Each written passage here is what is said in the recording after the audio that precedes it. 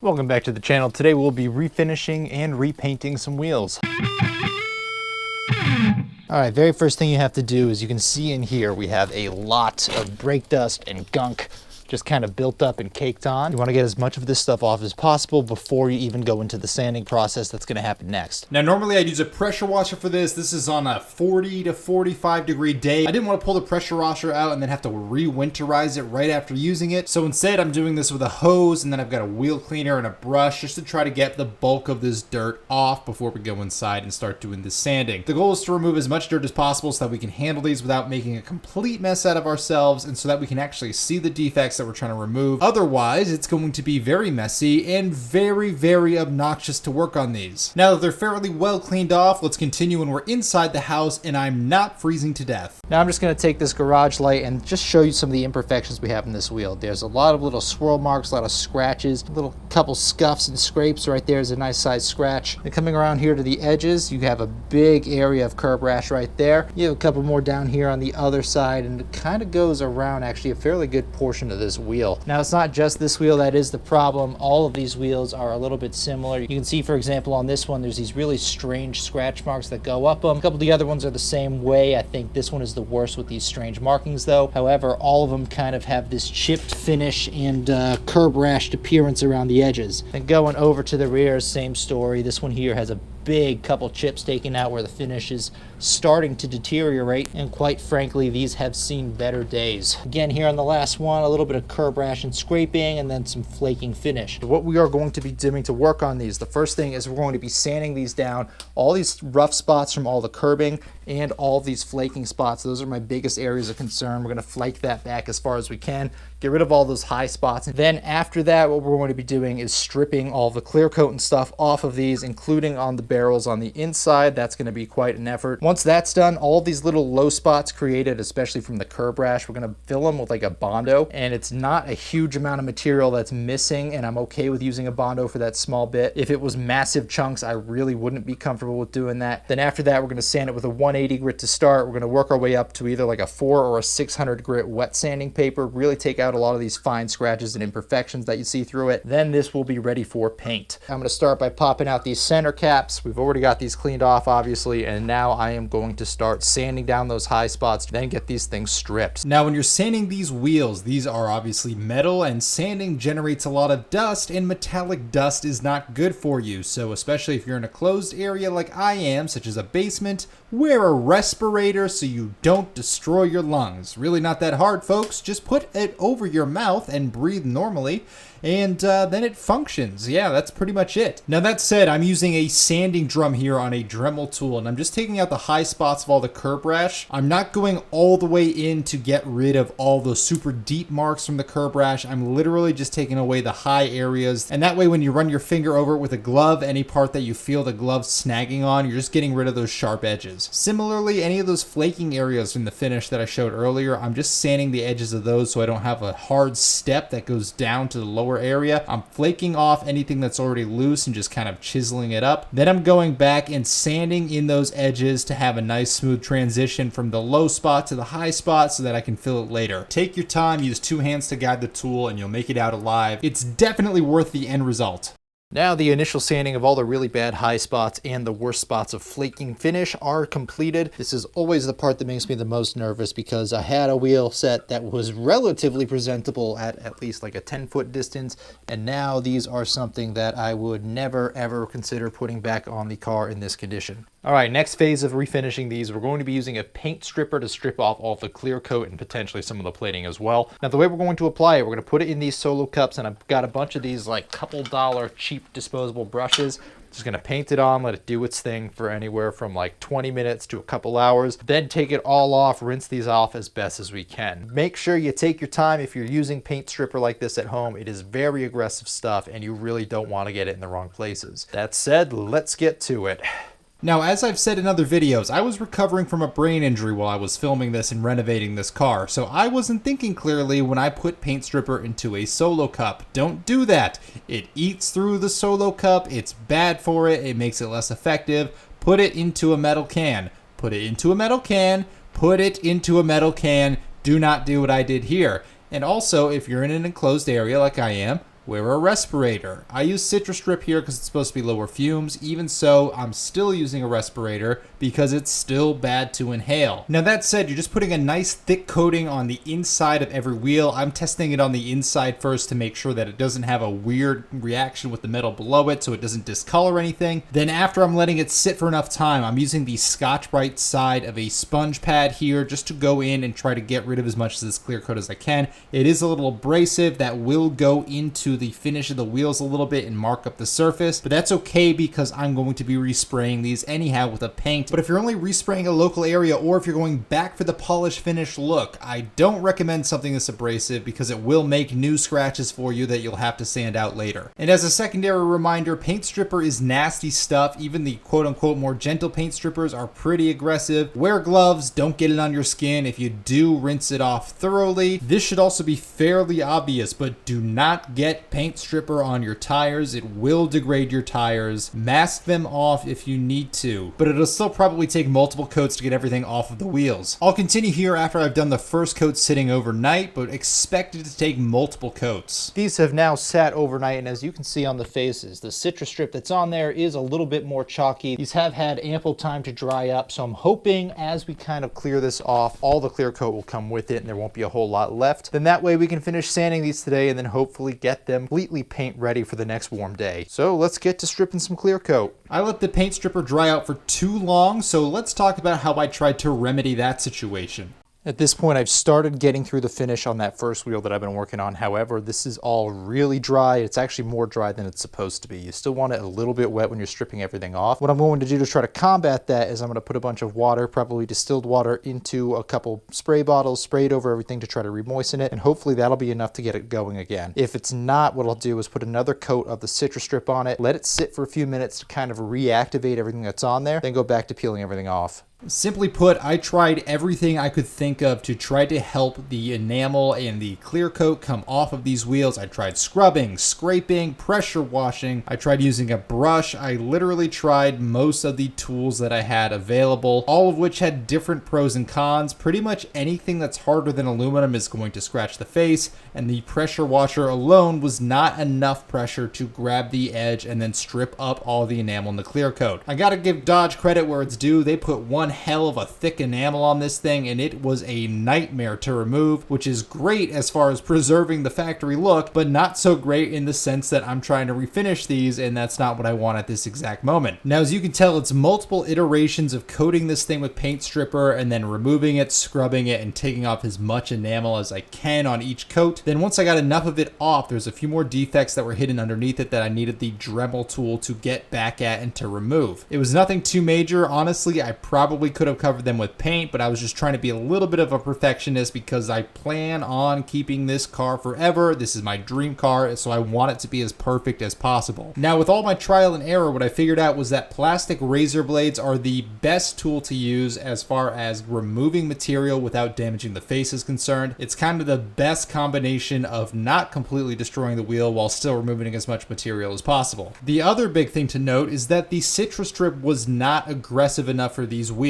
So I think Dodge used like an epoxy based coating on these things. It was extremely hard and difficult to remove. I don't know if all wheels have a finish that is this difficult to remove, but I had to actually get, it was I think Jasco epoxy remover, and that was a phenomenal tool. That actually got rid of everything in like a coat or two after waiting literally a week of continually recoating this thing in citrus strip with very limited results. So sometimes you have to upgrade to a more aggressive remover, but it will save you a lot of time. So if you're kind of between two, get the really aggressive one, and it's kind of way more harmful to work with, but on the other hand, you're going to use a lot less of it, so you kind of have to balance that out. Now, with all the clear coat stripped off and all the really bad spots sanded with the Dremel tool, I was ready to hand sand and scuff up all the other areas to get it prepped for the primer. As I'm doing this, I'm looking over the entire wheel to see if there's any areas that have to be filled with Bondo prior to doing the painting, and because of how intimate the sanding process is and how it has to be hand done because of all the contours and edges on this thing. I'm marking them off as I'm doing the sanding because I'm already looking intimately at every single part, so it's really easy to find them and flag all these issues at the same time. I'm just flagging with painter's tape, but then once I'm done flagging everything and sanding all of the surfaces, I go back inside, I wipe everything down with isopropyl alcohol, prep the Bondo, and then start filling in these low spots. Now the metallic filler Bondo is preferable here, but if you have the regular Bondo, it's going to be fine, especially if you only have small areas. Obviously, a wheel is fairly important structurally, so if you have big enough areas that it's really a concern what the strength of your Bondo is, it's probably a good idea to just replace the wheel at that point. Like I said, all the areas we're filling on this wheel are relatively minor. I'm just using a 1-inch putty knife. We're trying to build up those areas without going too thick on the Bondo, because any excess that we add now is going to have to be sanded off later. Now that said, you do have to reapply if you go too low to add more on to get it level with the rest of the surface. So it's kind of pick your battle. Do you like to sand more or do you like to reapply more? Either way, you're going to have to do both. So once you give it enough time to cure up and dry out properly to build up enough strength, you have to sand everything off so that it blends well with the rest of the surface. We're continuing now after the Bondo has had a few days to cure, and we're ready to begin sanding, and I'm beginning with a 180 grit sandpaper. I'm just hand sanding this to get the bulk of the ridges down and to see if there's any low spots that are left that we're going to have to refill afterwards. In addition to blending in all the Bondo we applied, I'm going back and rescuffing any areas that I didn't scuff well enough the first time with my initial sanding. And again, this is all by hand because of all the different contours and the different curves of these wheels. You're really not going to get a good result if you try to use a Dremel or an orbital sander or anything like that. Now there's really two exceptions to that. The first is being on the face of these wheels. This is kind of a flat enough surface and a big enough surface that I can get the orbital on there and I get a reasonable contact patch so that I'm not burning through any one area too much. As long as you're careful to not sit in one spot, I don't think you'll create any issues if you do that on like a very flat face like this one. And then I also tried it on the inside of the barrels. Obviously it wasn't a perfect contact and I was only contacting around the edges due to the curvature of the wheel, but especially in areas where I really built up Bondo to take away some of those like chunks and divots that were just chipped off from years of use. It was great for taking off those really high spots quickly, but it was not really great for providing a final sanding. So as we're going through these wheels, you'll see me locally touch different spots on the face and on the inside of the barrels, but you can't really use an orbital sander or a powered sander for the bulk of the area, including all the contours. It's just too difficult to get all of those edges. My initial pass was a 180 grit sandpaper. Here I'm using about a 400, and then after day one, on the second day, you can see where I'm getting a much more dull surface finish. I'm getting a little more into the metal and taking that finish away. I'm using a 600 grit here, and I'm doing a wet sanding. So you can use distilled water. I'm actually using isopropyl alcohol here as a lubricant, and then that's wiping up a lot cleaner with a rag afterwards. But I stepped up to such a fine sandpaper only because I'm trying to get rid of a lot of those micro scratches in the surface as well. I want this thing to be 100% perfect to what I had in mind for this car. So for me, that means doing my absolute best to get these wheels absolutely immaculate. Like I said, this is my lifelong dream car. I want this thing to be as perfect as I envisioned it my entire life, and I'm going to take every step I can now to ensure that happens in the end product. Now that means it took increasingly longer with the finer sandpaper that I went because I was taking such close attention to detail on these, and I was making really good progress until I went to pressure wash off a lot of this dust, and then the wheel fell over like you can see here. The disappointment in my voice is going to be pretty apparent, so buckle up for this one. Oh, that kills me. That absolutely kills me. So at the end of the time lapse there, this wheel fell face down onto this concrete and it ate up the rim pretty much the entire way around.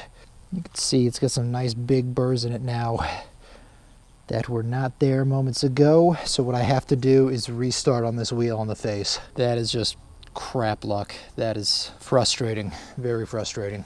Now I literally had to restart from square one with the Bondo on these wheels. I didn't show the whole process, but I filled it, got all the other wheels cleaned off and pressure washed to get the dust removed, then went back and resanded and cleaned off this wheel as well. It looks like it was really quick. I did have to leave time for it to dry. It took a good amount of time, so make sure you have every surface protected if there's a risk of knocking the wheels over so that you don't have to restart like I did here. That's why I was pressure washing all of these on a piece of cardboard afterwards, just to add that little layer of protection. And then afterwards, I'm ready to hand buff all these with a microfiber towel to remove any of the dust and move these these inside and then start getting them masked off. Now I'm just using blue painter's tape to mask off the tire. I'm going as far behind the rim edge as I can between the rim and the tire by where the bead of the tire is. I'm starting with my perimeter of painter's tape, then I'm cutting open trash bags, and I actually had to tape 2 trash bags together in parallel to cover the entire width of these tires, and I'm using that to keep all of the paint off the tires. The goal here being to keep as little chemicals as possible on the tires and to not degrade them to any extent. Now with that in mind, I'm masking off both faces of the tire, both the front and the back side, for how you would view it when it's mounted on the car. And you'll also notice I'm being extra cautious about the faces. Even though we're inside on a hardwood floor, I still have cardboard boxes underneath these to prevent any more scratches or chips to the front. With the wheels masked off, I waited until the next clear weather day to go outside and begin priming and painting. Obviously, to begin, I put down a piece of cardboard to both protect the wheel faces, but also to protect the patio so that the spray wouldn't go through the front of those spokes and then cover the ground on my patio area. I started with this green primer, which was supposed to be a wheel-specific primer. I'm actually not really a fan of this. I ended up later on going to a black primer on the faces, and that primer provided a much better adhesion. Here, I actually wasn't getting great coverage, and I definitely skimped out. I didn't give as much coverage as I should have before I went onto the bronze paint anyway. You can still see a few of the metal patches that were showing through, so part of that is on me for not applying enough, but in general, this primer just didn't work nearly as well as the other primer I tried afterwards. With that in mind, I did get a good enough coverage with this bronze wheel paint. It just took me more applications and more layers of this paint to get the full coverage of the wheel and to not have any of that base metal show through. Again, had I put on a thicker coat of primer, I think it would have been a lot faster with the paint over the top of this. That's partially on me, but this did take a good amount of time, and wheels are not exactly the easiest thing to paint. So if you've never spray painted before, I would not recommend this as a starter project. There's a lot of contours, there's a lot of tough angles for the approach for when you're trying to spray. Definitely not a beginner's project for painting. That said, the biggest tip that I've got here is that if you think you have something that's going wrong, don't try to correct it while the paint is wet. Wait for the paint to dry and then fix it afterwards. So for example, if you think there's a spot that's like a little bit light, don't try to overspray in that one area. You're going to create runs, and then when you do create runs, don't try to just like sop it up with a towel or wipe it off real quick. You're just going to make worse streaks. You got to wait for it to dry, then sand it out. I know it's a nightmare. I know it's miserable to do, but you're only going to make it worse the more you try to do now while the paint is wet. And that's what you'll actually see me do between some of these coats is I wet sand using a 600 grit sandpaper and then isopropyl alcohol, taking out a few of those little high spots, a few small runs that I had, and then continuing with the spray painting after that sanding is completed. Once I'm happy with that base layer of paint, we do a clear coat over the top. I did about 2 to 3 coats depending on the region, and then we're ready for the next phase, which is of course getting the runs out of the clear coat. Now I looked up how to do this online, and the best tip that I found, which I thought was extremely nerve-wracking, was either sawing through all the high spots with a razor blade or back dragging the blade over the high spots to scrape them down. You can do either, it just requires a degree of confidence that I didn't quite have. So after I got it reasonably close, I just went back to sanding. I kind of tapered the area around it. Then I reapplied primer and paint to blend in the area to the surroundings. I tried another trick that I found online for this where you cut a small hole into like a screen. In this case, I have a little hole that I put into a cardboard box, and it's supposed to go only through the hole and kind of spread out from there. So you center it over the area that needs to be touched up. Didn't really get great results with that though, so I ended up just tapering it in by hand, and I thought that came out a lot better. I repeated this process for all of the defects and overruns that I found on all the wheels. Then I was ready to move on to the face of the wheels, and I started by removing any of the overspray that came from when I was spraying the barrels. I just didn't want any of these flecks to show through in the final product on the face. I used a fine sandpaper just to resand the faces and the spokes and everything, just to make sure all of that extra residue was gone and that I could get a nice clean finish at the end. Just like before, this took a lot of time and was very detail oriented, so don't be afraid to really use caution here. However this surface looks before paint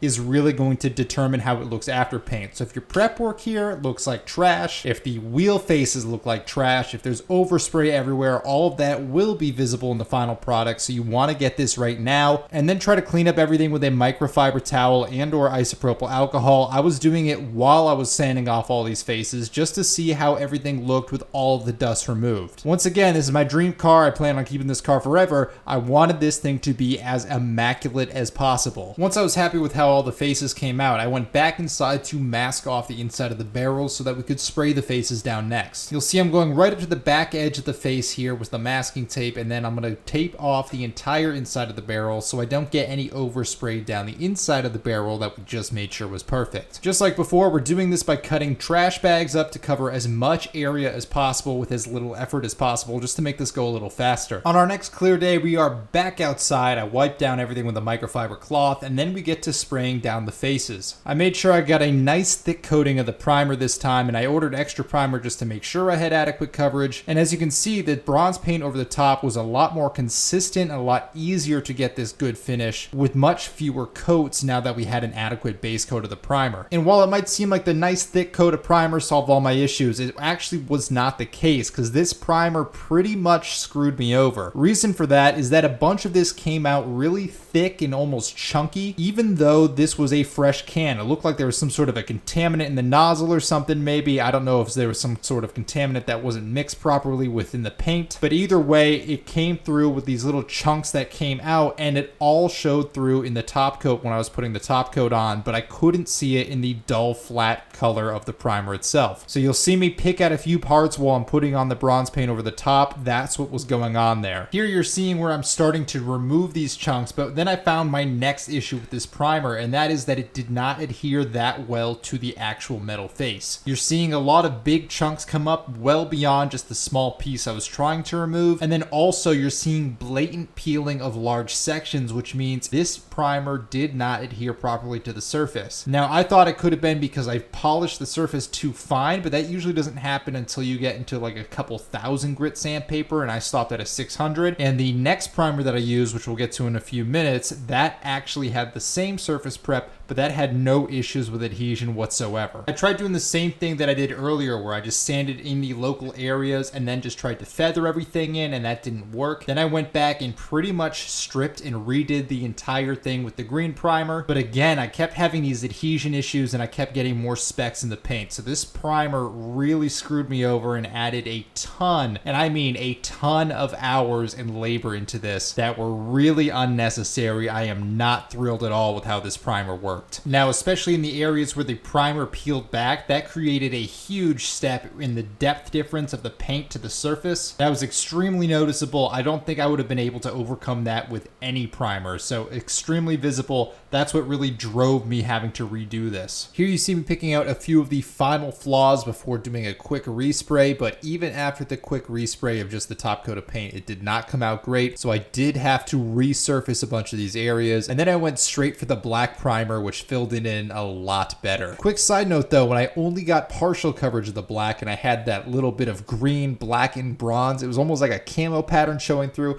That was actually kind of an interesting look, and the chaotic part of me was tempted to put the wheels in the car like that. But again, Dream Car wanted this to be perfect. If this was like another battle wagon build, that would be one thing, but it wasn't. As you can see here, the black took a lot less coats to cover up everything underneath, so it actually went on much quicker. And I also realized that it allowed the top coat to go on quicker because the bronze covered the black a lot more easily than it covered that green. Furthermore, the black primer gave it a much deeper color to the top bronze than what the green gave it. So if you want to jump back and forth in the video, it's a little more of a dark, deep, and metallic bronze here than it was when I had only the green underneath of it. I didn't think it was going to be that drastic of a difference just by having a different primer color, but I was actually wrong. It was a huge and very noticeable difference. I did a quick touch up on a few areas, and then I completed the clear coat of that. I didn't capture 100% of that on camera just because of my battery life and everything, but once I was happy with the final result, we are ready to finally get rid of all the masking. Take your time when removing the masking. You're not looking to just rip it off as fast as possible. You want to take a relatively sharp angle of the tape when you're removing it, and anywhere you see it starting to catch on the paint, make sure you trim it with like a razor blade or something really quickly. Otherwise, it will peel back the surface. Let me show you an example of a place that it did this real quick, just so you have an idea of what could happen. So that area that peeled back was an area that I initially hit with the green primer. So I said earlier on that it didn't have the best adhesion to the surface, and that's why it peeled up so easily on the face. It struck again here, and it peeled up on the inside of the barrel. Once again, this primer absolutely screwed me over, and I am not happy with it. Now, that spot I showed isn't the only place that got peeled up by this primer. There was one or two other spots. For the sake of brevity in this video, I'm not showing the full repair. Just know that I did have to repair those, and there's a couple spots of the clear coat that I wasn't completely happy with the coverage, so I did a light spray while the wheel was still partially masked. And you can see me going back and forth with the wheel caps. Those are going to be in a separate video as well, only because I tried so many different ways to finish finish those. After the peeling areas were patched up and after the center caps are done though, these were all ready to go and we can put them back on the car. Now I said in the start of the video that this was a winter project, which means the car is just coming out of storage here. I checked the battery and it was pretty flat, so the first thing I had to do was get a charge on that, and it's located under the trunk. You can see here that the trunk was not staying up on its own. It almost crushed my fingers a few times, but I didn't want to have brand new looking wheels with some really old crummy looking lug nuts, so I did order new black lug nuts all around for the car to kind of match the aesthetic that I was going for, and I'm glad I did because they were relatively inexpensive all things considered, and I think they really tied this car together. I think the previous like chromy silver lug nuts looked fine when the wheels were that color, but they would have really stuck out and contrasted with everything that I have on this car now. I think it really completed the look. I think it cleaned up everything a lot, and I'm very happy with how that came out. Then once I had all four wheels on, I played musical stuff in the garage, got some ramps underneath the car, got everything out that accumulated over the winter for my other projects, then got the car back on the ground, which I'll have you know is not nearly as easy as it looks because of how low this car is. I then retorqued the wheels, and then we have one final touch that I have to put in, and that would be the new vanity plate, which I think is perfect for the look of this car. And with the center caps on, this project is now complete. It actually came out phenomenal. I'm very happy with how it came out, although it was quite a pain at parts. I'll do a separate video of all the problems I ran into doing this, but in the meantime, I'm thrilled with how this came out, especially considering it saved me $5,000 relative to what a custom set of wheels would cost. That said, I'm going to end this one here. I want to thank you guys for watching, and I'll see you next time.